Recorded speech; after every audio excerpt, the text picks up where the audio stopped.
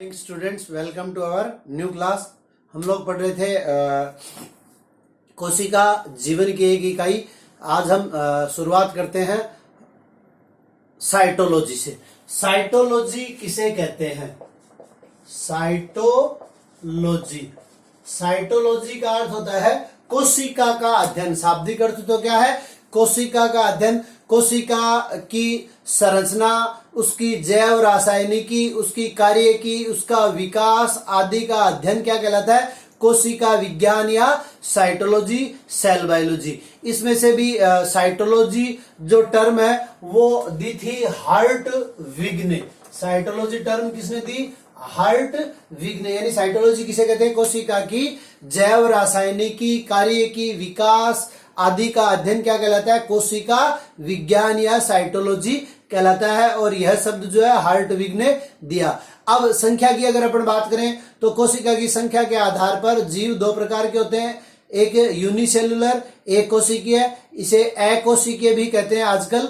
और क्यों कहते हैं अकोशिकीय, वो मैं आपको बता देता हूं कि जब हम संगठन के स्तर पढ़ते हैं तो संगठन के स्तरों में क्या होता है कि कोशिका का समूह कहलाता है उत्तक, उत्तक का समूह कहलाता है अंग, अंग का समूह कहलाता है अंग तंत्र का समूह कहलाता है शरीर। अब अगर हम मनुष्य की बात करें तो मनुष्य में क्या होता है? शरीर पाया जाता है। लेकिन अगर उसकी शारीरिक कोटि की बात करें, शारीरिक संगठन की बात करें तो जो अपन ने संगठन के स्तर पढ़े उनमें से जितने भी स्तर आए जिस जीव में भी, उससे एक स्तर पहले चले जाते हैं। तो अगर मनुष्य के शारीरिक संगठन की बात करेंगे तो मनुष्य का शारीरिक संगठन क्या हो जाएगा?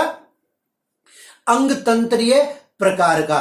तो इसी प्रकार जो एक कोशिकीय जीव है उनका जो शारीरिक संगठन है वो क्या हो जाएगा? अकोशिकीय प्रकार का। तो पहले इन्हें एक कोशिकीय कहा जाता था, आजकल अकोशिकीय कहा जाता है। इसके अलावा बहुकोशिकीय जीव पाए जाते हैं, ज्यादातर बहुकोशिकीय होते हैं। एक कोशिकीय जो जीव होते हैं वो साधारणतः माइक्रोस्कोप के द्वारा ही, सूक्ष्मदर्शी के द्वारा ही दृष्टिगोचर होते हैं, अर्थात दिखाई देते हैं। अब बहुकोशिकीय जीवों की बात करें तो प्रत्येक जीव में या अलग अलग जीवों में कोशिकाओं की जो संख्या है वो अलग अलग होती है। अगर हम एक सामान्य मनुष्य के शिशु की बात करें तो उसमें 2×10⁻12 कोशिकाएं पाई जाती है। और जो साधारण स्वस्थ मनुष्य होता है उसमें 10⁻14 कोशिकाएं पाई जाती है। तो ये एक उदाहरण है। बाकी अलग अलग जंतुओं में कोशिकाओं की संख्या भी क्या होती है? अलग अलग होती है। अब हम बात कर रहे हैं कोशिका साइटोलॉजी। तो कोशिका दो प्रकार की होती है,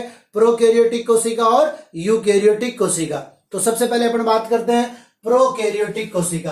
तो जो प्रोकैरियोटिक कोशिका है ये अपन ने अंतर में देख लिया था कि इस प्रकार की कोशिका जिसमें केंद्रक जो है वो आदिम प्रकार का उपस्थित होता है, अर्थात विकसित प्रकार का केंद्रक नहीं होता। और विकसित प्रकार का केंद्रक किसे कहते हैं? जिसमें केंद्रक के चारों ओर केंद्रक झिल्ली उपस्थित होती है, केंद्रक में केंद्रिका उपस्थित होता है और केंद्रक द्रव्य और कोशिका द्रव्य जो है वो अलग अलग होता है। तो प्रोकैरियोटिक जो कोशिकाएं हैं इन्हें वर्गीकरण के आधार पर देखें तो देखिए आर.एच. विटेकर, ये अपन दूसरे पाठ में पढ़ेंगे वर्गीकरण। तो आर.एच. विटेकर ने समस्त जीवित जीवों को 5 भागों में विभक्त किया था। कौन कौन से? मोनेरा, प्रोटिस्टा, फंजाई, प्लांटी और एनिमेलिया। तो उस पंच जगतीय वर्गीकरण प्रणाली के आधार पर प्रोकैरियोटिक कोशिका को किंगडम मोनेरा के अंतर्गत रखा जाता है। अब मोनेरा के अगर हम उदाहरणों की बात करें तो इसमें जीवाणु, नील हरित जीवाणु, जिसको सामान्य तौर पे एक अलग से प्रश्न पूछा जा सकता है बीजीए कि बीजीए की फुल फॉर्म दीजिए। और एक होता है पीपीएलओ। तो बीजीए क्या है? बीजीए है ब्लू ग्रीन एल्गी।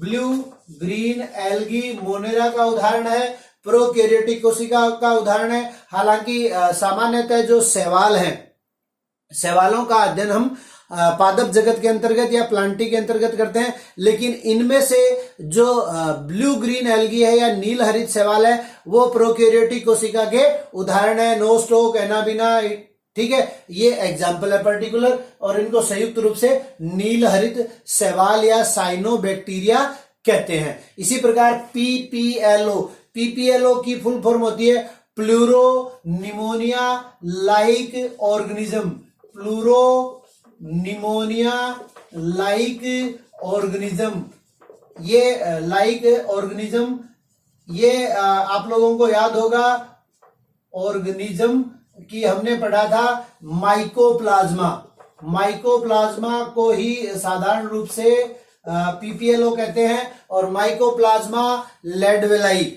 जो क्या था हमारा समस्त जीवों के अंदर सबसे छोटी कोशिका का उदाहरण आप लोगों को याद होगा, 3 अपने बातें पढ़ी थी। सबसे छोटी कोशिका माइकोप्लाज्मा, सबसे बड़ी कोशिका शतुरमुर्ग का अंडा, सबसे लंबी कोशिका मनुष्य की तंत्रिका कोशिका। तो ये माइकोप्लाज्मा, ब्लू ग्रीन एल्गी, जीवाणु, ये सब क्या है ये प्रोकैरियोटिक कोशिका के उदाहरण है। और इनमें से जो प्रारूपिक प्रोकैरियोटिक कोशिका होती है वो क्या है अपनी बैक्टीरिया है या जीवाणु है। तो जीवाणु के बारे में भी 2-3 महत्वपूर्ण बातें कि जीवाणुओं का जो सामान्य आकार है वो 0.3 म्यू एम से लेकर 15 म्यू एम तक होता है, माइक्रोमीटर, ठीक है। और इनमें से सबसे छोटे जीवाणु की अगर बात करें ये प्रतियोगी परीक्षा के दृष्टिकोण से, तो सबसे छोटा जीवाणु जो है वो डायलिस्टर होता है, जिसका व्यास जो है 0.15 से 0.3 म्यू एम तक होता है। और सबसे बड़े जीवाणु की अगर बात करें तो स्पाइरोचेट सबसे बड़े आकार का जीवाणु होता है, जिसका व्यास जो है वो 500 म्यू एम के लगभग होता है। अब अगर अपन बात करें आकृति या आकार, किस किस प्रकार का आकार जीवाणुओं का पाया जाता है, तो जीवाणु जो है आकार के आधार पर 4 प्रकार के होते हैं। सबसे पहले ई.जे. कोहन ने, अच्छा, जीवाणु कोशिका की खोज किसने की, तो ये भी आप लोगों को ध्यान में रखना है। जीवित कोशिका की खोज किसने की थी, तो जीवित कोशिका की खोज अगर आपको याद है अपन ने बात की थी कि कोशिका की खोज किसने की, तो कोशिका की खोज की थी रॉबर्ट हुक ने। कोशिका की खोज किसने की, रॉबर्ट हुक ने। उसके बाद में अपन बात करते हैं कि जीवित कोशिका की खोज किसने की, तो जीवित कोशिका की खोज की थी एंटोनी वान ल्यूवेनहोक ने। तो उसी प्रकार बैक्टीरियल कोशिका की खोज भी किसने की, एंटोनी वान ल्यूवेनहोक ने। अब ई.जे. कोहन के आधार पे जीवाणु कोशिका का जो आकार है उसको 4 भागों में विभाजित करते हैं। पहला अपना कोकस, तो कोकस के अंतर्गत इसका आकार कैसा होता है, गोलाकार। गोलाकार आकृति के जो जीवाणु होते हैं उन्हें क्या कहते हैं, कोकस। दूसरा अपना बेसिलस, बेसिलस प्रकार के जो जीवाणु होते हैं उनका आकार इस प्रकार से दंडाकार होता है, ठीक है। तो आकार के आधार पे या आकृति के आधार पे जीवाणुओं को 4 भागों में विभाजित करते हैं। पहला कोकस, दूसरा बेसिलस, तीसरा स्पाइरुलम या स्पाइरिलम। स्पाइरिलम के अंतर्गत जो फीता होता है उस प्रकार की आकृति के ये होते हैं, या जो फ्लैजेला है यानी कसाबिका के आकृति के जो रिबन होता है, रिबन शेप्ड होते हैं, यूं कह सकते हैं। और चौथा है अपना विब्रियो। विब्रियो जो है वो कोमा के आकार का होता है। हेजा जो रोग होता है आपको पता होगा, हेजा जो रोग है वो विब्रियो कोलेरी नामक जीवाणु के द्वारा फैलता है। तो विब्रियो चौथा अपना प्रकार हो गया, या इसको अपन कोमा शेप्ड भी कह सकते हैं। उसके बाद में अपन बात करते हैं एक प्रारूपिक जीवाणु कोशिका की संरचना। तो प्रारूपिक जीवाणु कोशिका की संरचना मैं आपको बोर्ड पे बना के बता रहा हूं। तो स्ट्रक्चर ऑफ बैक्टीरिया या जीवाणु की संरचना। तो जीवाणु की संरचना में देखिए सबसे पहले इसको अपन 3 भागों में विभाजित कर सकते हैं। सबसे पहले जो इसका आवरण होता है वो आवरण, या इसको अपन कहते हैं सेल एनवलप। तो सेल एनवलप जो है वो सेल एनवलप 3 प्रकार की होती है। सबसे बाहरी जो आवरण होता है वो श्लेष्मिक पदार्थों का आवरण है। ये एक श्लेष्मिक पदार्थों का आवरण है जिसे हम ग्लाइकोकेलेक्स कहते हैं।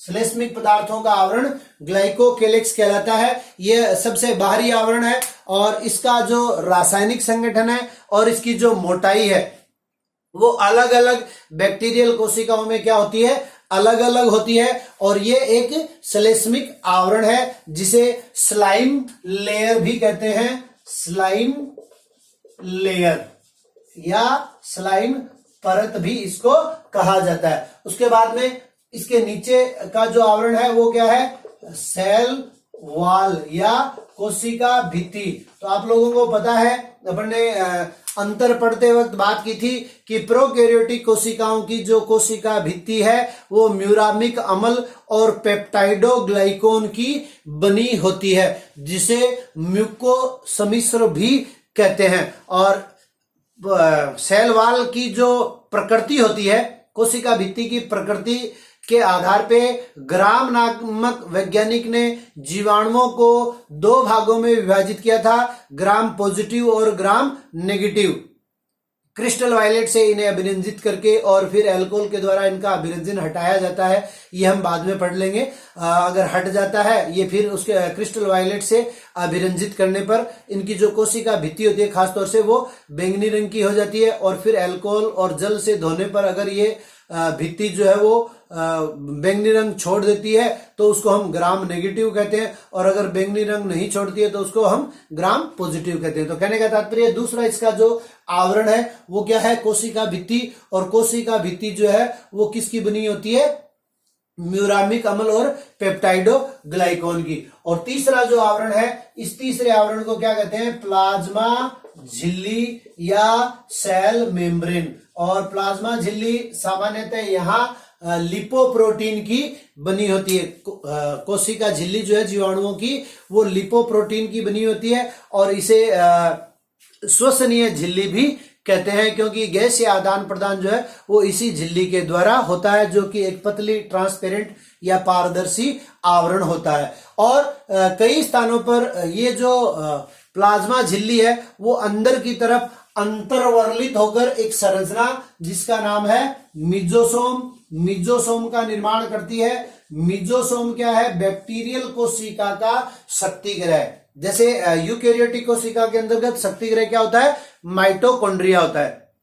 माइटोकॉन्ड्रिया को कोशिका का शक्तिगृह कहते हैं, ये आप लोगों ने अभी तक पढ़ा है। अब माइटोकॉन्ड्रिया को कोशिका का शक्तिगृह क्यों कहते हैं, क्योंकि माइटोकॉन्ड्रिया में एटीपी का निर्माण होता है, ये ध्यान में रखिए। और एटीपी क्या है, कोशिका की ऊर्जा मुद्रा है, ठीक है। इसके बाद में इसके अंदर प्लाज्मा झिल्ली के अंदर की तरफ जितना भी द्रव्य पदार्थ है उस द्रव्य पदार्थ को कोशिका द्रव्य कहते हैं। और इस कोशिका द्रव्य में क्या होता है, इस कोशिका द्रव्य में 70S प्रकार के राइबोसोम पाए जाते हैं। 70S प्रकार के, ये मान लीजिए आपके 70S प्रकार के क्या हो गए, राइबोसोम हो गए। और कई बार जब मैग्नीशियम आयन की सांद्रता, किसकी, मैग्नीशियम आयन की सांद्रता अधिक हो जाती है तो बहुत से राइबोसोम आपस में जुड़ जाते हैं और जुड़कर क्या करते हैं, जुड़कर पॉलीराइबोसोम का निर्माण करते हैं।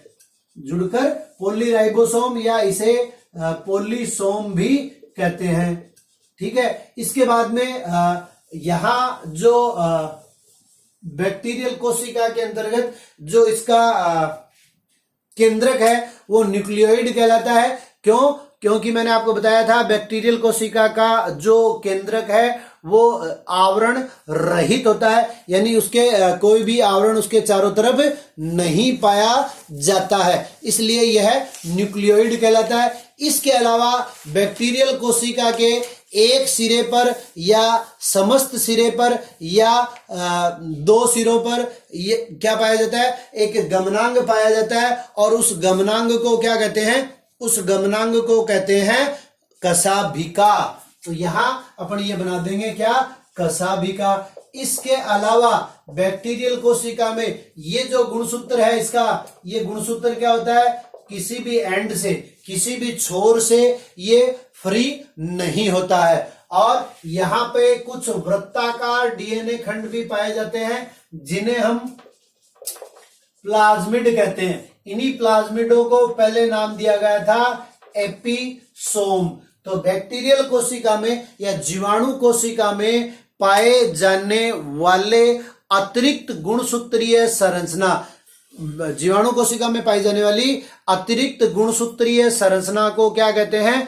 प्लाज्मिड कहते हैं या एपिसोम कहते हैं। इन्हें वाहक के रूप में काम में लिया जाता है। अब हमने बात की थी बीच में कि साइनोबैक्टीरिया भी क्या है? एक उदाहरण है किसका? प्रोकैरियोटिक कोशिकाओं का। तो जब रंगीन संरचनाएं जीवाणु कोशिका में पाई जाती है तो उसे क्या कहते हैं? क्रोमेटोफोर कहते हैं। ठीक है, ये अपनी क्या होगी? एक सामान्य प्रोकैरियोटिक कोशिका या जीवाणु कोशिका की संरचना हो गई। ठीक है, आज के लिए इतना ही। कल हम यूकैरियोटिक कोशिका से स्टार्ट करेंगे। तब तक धन्यवाद।